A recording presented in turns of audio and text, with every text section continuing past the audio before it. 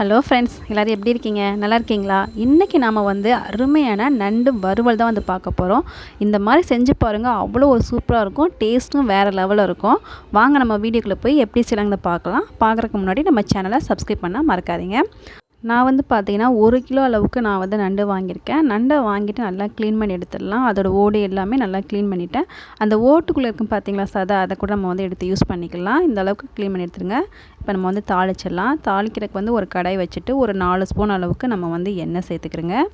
லைட்டாக கொஞ்சம் கூடவே சேர்த்துக்கலாம் எண்ணெய். அதுக்கப்புறமா சோம்பு ஒரு ஸ்பூன் அளவுக்கு சோம்பு சேர்த்துருங்க. வெங்காயம் பார்த்திங்கன்னா ஒரு 4 வெங்காயம் எடுத்திருக்கேன். அதை நல்லா சின்னதாக ஸ்லைஸாக கட் பண்ணி வச்சுருக்கேன். அதையும் நம்ம சேர்த்து வதக்கி எடுத்துடலாம். இப்போ இதுக்கு தேவையான உப்பும் சேர்த்துருங்க. உப்பு சேர்த்துட்டு வெங்காயத்தை நல்லாவே வதக்கிடுங்க. அது நல்லாவே பொன்னிறமாக வதங்குற அளவுக்கு நம்ம வதக்கி எடுத்துடலாம். இப்போ நான் பச்சை மிளகாய் பார்த்திங்கன்னா ஏற்கனவே நான் சேர்த்துருக்கணும். நான் சேர்க்க மறந்துட்டேன். அதனால் அந்த வெங்காயத்தை தள்ளிட்டு அந்த எண்ணெயில் நான் பச்சை மிளகாய் சேர்த்துக்கிருக்கேன். பச்சை மிளகாய் சேர்க்கும்போது அதோட டேஸ்ட் வேறு லெவலில் இருக்கும். அதனால் கண்டிப்பாக நீங்கள் பச்சை மிளகாய் சேர்த்துருங்க. இஞ்சி சேர்க்கலை, பூண்டு மட்டும் நான் நச்சு சேர்த்துருக்கேன். ஒன்றும் பாதியமாக இருக்கிற மாதிரி நச்சு சேர்த்துருக்கேன். நான் செய்கிற இந்த மெத்தடில் செஞ்சிங்கனாவே அவ்வளோ ஒரு சூப்பராக இருக்கும். அதையும் நல்லா பச்சை ஸ்மெல் போகிற அளவுக்கு வதக்காச்சு.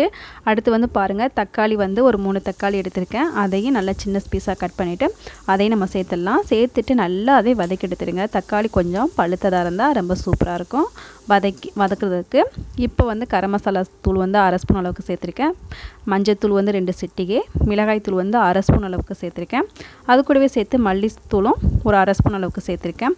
எல்லாமே நான் கம்மியாக தான் சேர்த்துருக்கேன். ஏன்னு பார்த்தீங்கன்னா நம்ம பச்சை மிளகாய் சேர்த்துருக்கேன். அப்படிங்கிறப்போது நம்ம கம்மியாக சேர்த்துக்கலாம். அது கூட நான் மிளகும் நான் லாஸ்ட்டில் சேர்க்க போகிறேன். அதனால் நம்ம மிளகாத்தூள்லாம் கம்மி பண்ணியிருக்கேன். சேர்த்துட்டு அதோட பச்சை ஸ்மெல் போகிற அளவுக்கு நல்லா வதக்கிட்டேன். வதக்கினதுக்கப்புறமா நம்ம எடுத்து வச்சுருக்க நண்டையும் நம்ம சேர்த்துடலாம். இதை நல்லாவே கிளறி விடுங்க. நம்ம ஃபஸ்ட்டு பெரட்டும் போது அதில் மேலே அந்த மசாலாம் வராது. ஓரளவுக்கு லைட்டாகவே அந்த மேலே வர மாதிரி பெரட்டி எடுத்துடலாம். இப்போ ஓரளவுக்கு நல்லா பெரட்டினதுக்கப்புறமா நம்ம தேவையான அளவுக்கு தண்ணி சேர்த்துக்கலாம். தண்ணி பார்த்திங்கன்னா நிறையா சேர்க்கக்கூடாது. தண்ணி கொஞ்சம் கம்மியாகவே சேருங்க. நம்ம வறுத்த மாதிரி தான் எடுக்க போகிறோம். தொக்கு மாதிரி வச்சா எக்ஸ்ட்ரா சேர்த்துக்கலாம். நம்ம வறுக்க போகிறோம் அப்படிங்கிற போது அந்த நண்டு வேகிற அளவுக்கு நம்ம சேர்த்துக்கலாம் தண்ணி. அது கூடவே தேவையான அளவுக்கு நான் உப்பு சேர்த்துருக்கேன். உப்பும் சேர்த்துட்டு ரெண்டையுமே நல்லா பெரட்டி எடுத்துருங்க. இந்த அளவுக்கு தண்ணி இருந்தாவே உங்களுக்கு நண்டு வேகிறதுக்கு கரெக்டாக இருக்கும். இப்போ நம்ம மூடி போட்டு ஒரு 10 நிமிஷத்துக்கு அப்படியே வச்சுருங்க. நல்லா வெந்து வரட்டும். ஒரு 10 நிமிஷம் ஆயிடுச்சு. எப்படின்னு பாருங்கள், நண்டு நல்லாவே பிரண்டு வந்திருக்கு. பார்க்கும்போதே அவ்வளோ ஒரு சூப்பராக இருக்குது. சாப்பிட்றதுக்கும் அவ்வளோ ஒரு டேஸ்ட்டாக இருக்குது. அந்த தொக்கு பார்த்திங்கன்னா கீழே அந்த வெங்காயம் தக்காளி பார்த்திங்களா, அந்த நண்டோட டேஸ்ட் அதில் போய் சேர்ந்து சாப்பிட்றதுக்கு அவ்வளோ ஒரு சூப்பராக இருந்துச்சு. கண்டிப்பாக நீங்களும் வீட்டில் ட்ரை பண்ணி பாருங்கள். நண்டு வாங்கிட்டு குழம்பு தான் வைக்கணுமா அப்படின்னு கிடையாது. வறுத்து கொடுத்தோம்னா பசங்க எல்லாருமே நல்லா சாப்பிடுவாங்க. காரம் நண்டுக்குள்ளே அந்தளவுக்கு சேராது. அதனால் பசங்க விரும்பி சாப்பிடுவாங்க. நான் கடைசியாக நான் 1 ஸ்பூன் அளவுக்கு மிளகுத்தூள் சேர்த்துக்கிறேன். நண்டு அப்படிங்கிற போது கண்டிப்பாக மிளகு சேர்த்துங்க, டேஸ்ட் கொடுக்கும்.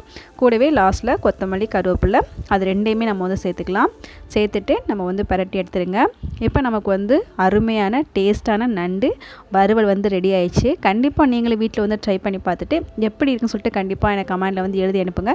இந்த வீடியோஸ் உங்களுக்கு பிடிச்சிருந்துச்சுன்னா லைக் பண்ணுங்கள், ஷேர் பண்ணுங்கள், கமெண்ட் பண்ணுங்கள். நம்ம சேனலையும் சப்ஸ்கிரைப் பண்ணாதவங்க சப்ஸ்கிரைப் பண்ணுங்கள். கூடவே பெல் ஐக்கானையும் மறக்காமல் கிளிக் பண்ணுங்கள். தேங்க்யூ ஃபார் வாட்சிங்.